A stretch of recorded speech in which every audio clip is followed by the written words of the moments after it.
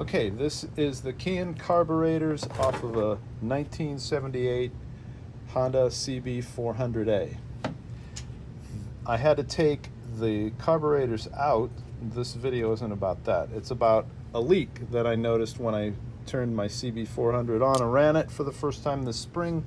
There was a leak coming out both carburetors. There's gas running down both sides. If you see that, there's a chance that the O-ring inside here and here, which is the tube that delivers gas between the two carburetors, that the O-ring is shot. And when I took this out, the O-ring was completely flat. It wasn't sealing.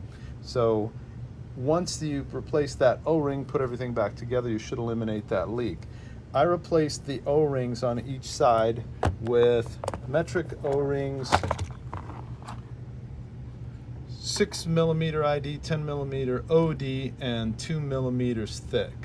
I think I probably could have gotten away with the 5mm ID, 2mm, 9mm OD, and 2mm thick. Since it's the same thickness, I think it probably would have worked fine. I had to do a little compressing of that O-ring to get it in the carburetor body. So I'm a little concerned that it seems very tight, and I think it'll be okay. But I think you probably could have gotten away with the smaller O-ring. All right, so a couple of tricky things. First thing, let's look at the choke side. So this choke linkage, there's one choke here that the choke cable goes to, and then the choke linkage for the other carburetor is connected by this little L-shaped doohickey here. On the choke closing, if the cable closes the choke like this, and then you release the choke, if this tiny little spring, let me see if I can get in there, there's a little spring, I'll point it out right there. That little spring goes around and around this side. I'm pointing at the rest of that spring coiled up. That spring has to be hooked over that tiny notch in the linkage for the carburetor on this side. If you do that, then you can tell, because if you enable the choke and then let go, the spring will push this linkage open again. In other words, if you didn't put that spring in place and you released against the pressure of the spring, this choke would stay closed. So if that's happening, you know that you haven't connected that spring. All right, it is that you can put on at the end, so you can put this on last. But to get these two carburetors back together, you have to first, to take them apart in the first place, you have to take out two of these screws on this side, on the float side. I'm sorry, that's the top. And then you have to take off two screws on the float side. There they are. Hang on. So I guess intake side, is that right? Yeah, that's right. Intake side, there's two screws. There's four, but take out two of them at least.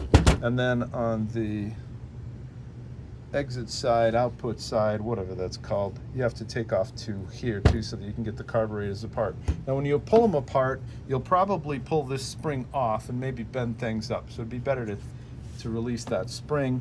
The other thing that's tricky, and I'm going to turn this around so that we're looking at the engine side. The other thing that's tricky is, this is the throttle. I'm just going to move it. I think I'm going to move it. There's the throttle, and it's operating correctly. There's two things about this throttle. When you take it apart and put it together, you'll find out. When you pull it apart, this little spring will fall out. Now it's just compressed and kind of sitting in there, but when it falls out on the bench, be sure and hang on to it and put it back in there.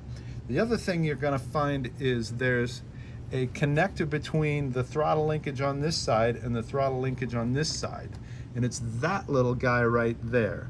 Now you can't see it but there's very well, but there's a compressed spring behind this stud. There's a stud right there. And there's a compressed spring on the other side. So you have to actually compress that spring and push this stud and into the throttle mechanism on what's the right-hand side here. So you have to push the two carburetors together and compress that spring and get that to fall in place correctly, while this tube, that in my case just got repaired, same time that tube is going together. Once those two things are in place, then you can drop your phone, and then you can put this tiny little spring from the choke, then you can put that thing in place and then put the screws back in. All right, so I'm gonna get a good look at the throttle. That part's not interesting. This is the interesting part of the throttle. When you put it back together, you have to have that spring in place. I'm gonna turn it over, so now we're looking at the intake side, and if you look through there, you can see that the spring has to be compressed. The spring underneath that nut has to be compressed, and there's a washer in there, and that has to close over that little Y-shaped thing. You can't tell it's a Y, but yeah, you can. Look at it from below. So that's what it looks like from below. So that's a little Y or U-shaped thing, and the stud has to go into that U-shaped thing with the spring compressed above it. All right. Once those things all get put together, you can put the frame pieces back on, and it's reassembled.